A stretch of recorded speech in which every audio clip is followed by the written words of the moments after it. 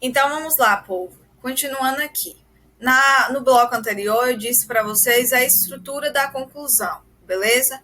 No primeiro período da conclusão, vocês podem reforçar que aquela problemática, com aquela questão, aquele tema que foi ali discutido nos desenvolvimentos, necessita de que medidas sejam tomadas. No segundo período, vocês podem apresentar a primeira proposta de solução. No terceiro período, apresentar a segunda proposta de solução. E no quarto e último período, que é opcional, vocês, se quiserem, podem finalizar com uma frase de otimismo, indicando a superação do problema ou da questão. Não esquecer, assim como eu abordei nas aulas de introdução, de desenvolvimento, na conclusão é do mesmo jeito. Eu não posso esquecer dos conectivos de ligação, para ligar o primeiro ao segundo período, o segundo ao terceiro e o terceiro ao quarto, ok? E também para iniciar aquele parágrafo ali, beleza? Mais à frente a gente vai ver os exemplos e vai ficar mais fácil para vocês. Agora nós vamos estudar como elaborar as propostas de soluções, né? Já que eu disse que vocês devem apresentar a proposta de intervenção social, que é a solução lá na conclusão, beleza? Gente, eu coloquei aqui apresentar a primeira proposta, apresentar a segunda proposta, é porque, no mínimo, a gente recomenda que vocês apresentem 2 soluções e, no máximo, 3 soluções, justamente por conta da quantidade de linhas que eu disse anteriormente, beleza?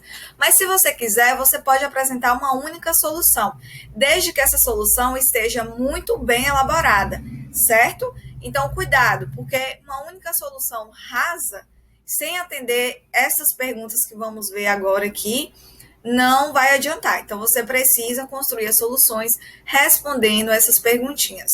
Quem deve fazer?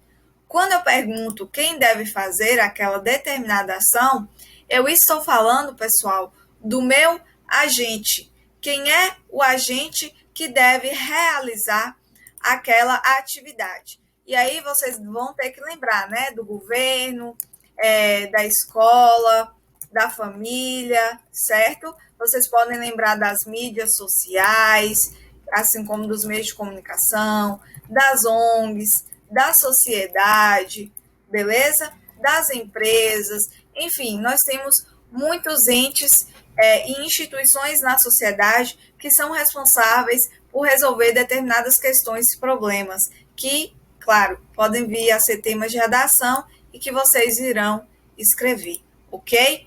Então, lembre-se, o agente. Quem é o meu agente? Ele pode ser o governo, ele pode ser a escola, ele pode ser a família, enfim, vai depender da solução que eu estou querendo delegar que ele faça. Então, a primeira pergunta para elaborar minha proposta de solução é pensar no meu agente. A segunda pergunta é o que esse meu agente precisa fazer, ou seja, qual a ação que ele precisa designar, que ele precisa tomar, certo? Seja desde criação de políticas públicas, ou projetos, ou então debates, ou propagandas, tá? Propagandas, enfim, qualquer coisa que seja delegável àquele meu agente praticar para solucionar o problema em destaque. Então, a segunda pergunta é o que deve ser feito. É a ação do meu agente.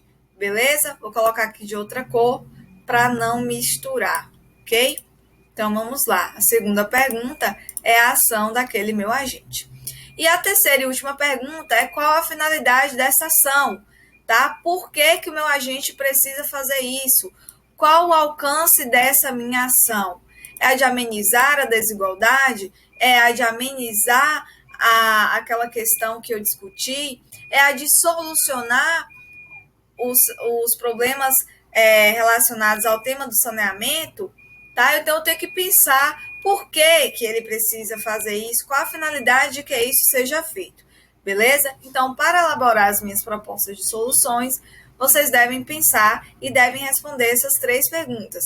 Quem deve fazer, o que deve ser feito e qual a finalidade. Quem vai ser o meu agente, qual é a ação que ele precisa tomar e qual o alcance dessa ação. Por que que eu preciso dessa ação, ok?